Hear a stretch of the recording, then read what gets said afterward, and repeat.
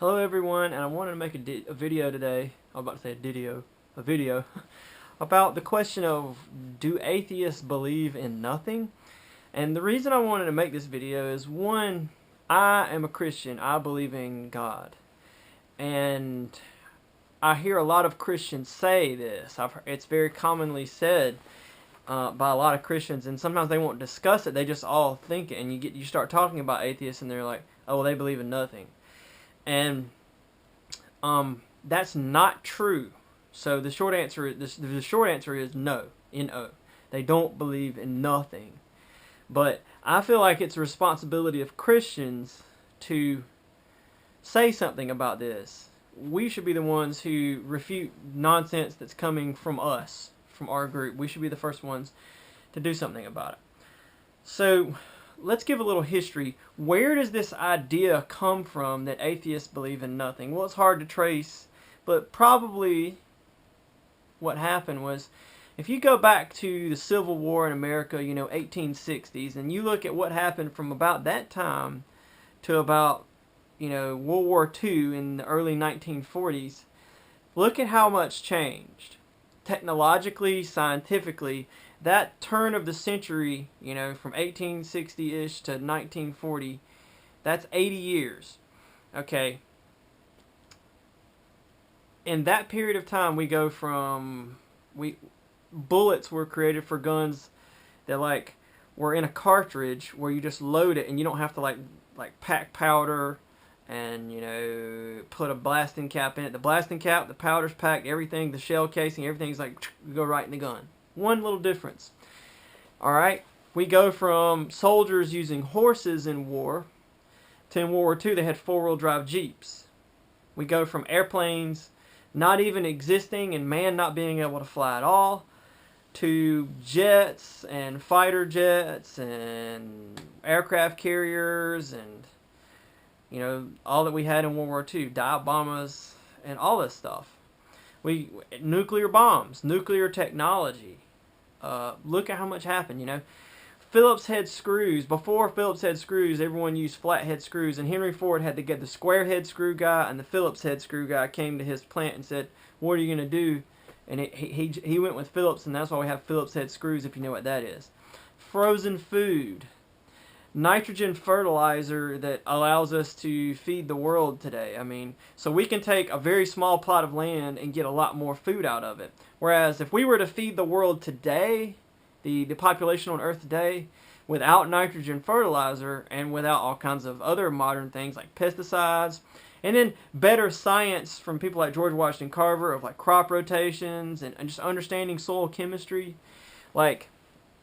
we would have to actually deforest and cut down and destroy more wildlife habitat to feed humanity today without that technology. All kinds of vaccines for all sorts of drugs, you name it almost.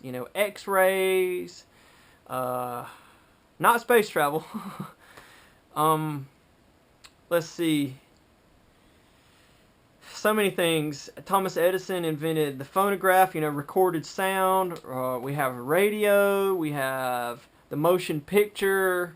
The world changed. But some of the other things that happened was Charles Darwin, I think 1880-ish, about the same time Edison was doing his best work. Electricity, I forgot electricity. But Charles Darwin came out with Origin of Species by Natural Selection. And so this really raised a big criticism to the Bible, and a lot of people felt like, it was either science and what science says and the scientific evidence for evolution versus the Bible. And which is your authority, science or the Bible? And in reality, evolution really fits fairly well with the Bible. Some of it does, not human evolution.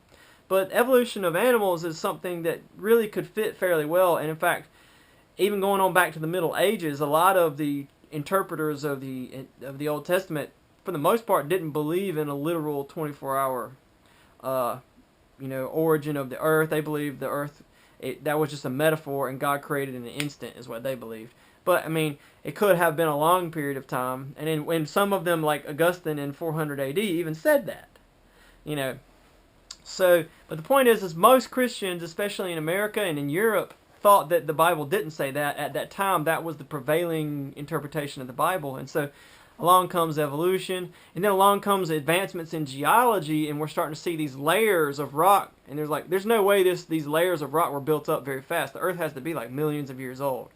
And it's like that's like evidence that supports evolution, because Charles Darwin's evolution would have taken millions of years to work. And then like people decoded ancient Akkadian, which is like, Babylonian basically, and like they start finding, stuff that looks a lot like stuff from the Old Testament. And then there's all kinds of archaeology in Egypt, and we're starting to decode hieroglyphics, and like the Egyptians never mentioned the Hebrews. And then it seems like almost like some of the Old Testament stories were pulled right out of earlier Babylonian stories. So this raised a lot of criticism of the Bible from the university. And so that's the point. That was a weird noise. I think it was my oven. I'm listening. Okay, whatever.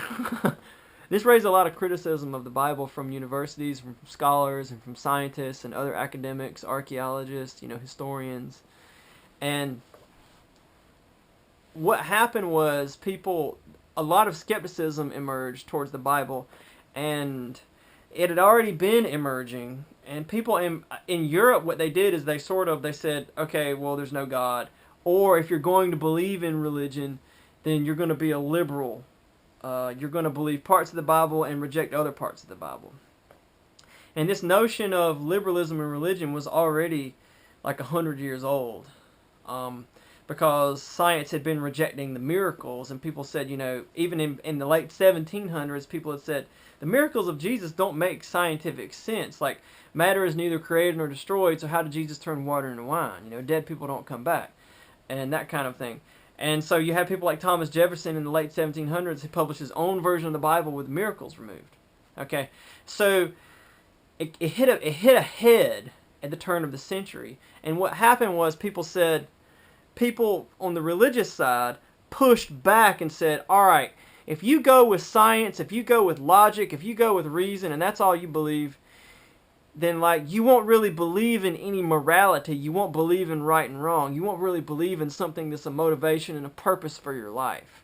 And so that's kind of where this idea came from, is like, yeah, okay, the Bible doesn't make scientific sense, but if you go only with what makes scientific sense, then you won't believe in anything.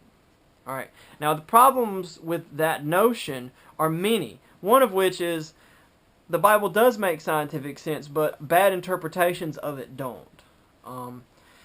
Two, atheists do believe in things. Atheists do believe that it's, for example, wrong to steal, wrong to kill people, wrong to lie and trick. They believe in morality. They believe that their life has some sort of purpose and meaning, and they don't have to have God to make it mean that stuff. And here's the thing. One of the classical arguments for the existence of God that goes back to the book of Ecclesiastes and in Thomas Aquinas in 1000 AD, this argument for the existence of God is called the moral argument for the existence of God. And the interesting thing about it is the argument works by way of saying even atheists, anyone, knows that there's such a thing as right and wrong, that some things are right and some things are wrong. And then what it does is it says logically, how could there be such a thing as a right or wrong way in which to behave unless there is a moral lawgiver? So the argument does, the moral argument for the existence of God doesn't say that if you don't believe in God, then you don't believe in good and evil. But it says, even as an atheist, that some things are right and some things are wrong. And then it tries to argue and say, how could there be such a thing if there is no God? And so the interesting thing is, this argument and this criticism of atheists that Christians made for the last 100 years is actually undercutting one of the key arguments for the existence of God. And the reality is atheists believe in stuff, all sorts of important things. One of the biggest things they believe in is freedom, a lot of them, because they kind of had to come out of the closet to be an atheist in a society that's mostly predominantly religious. And they really had to have some sort of strong belief in freedom to do that.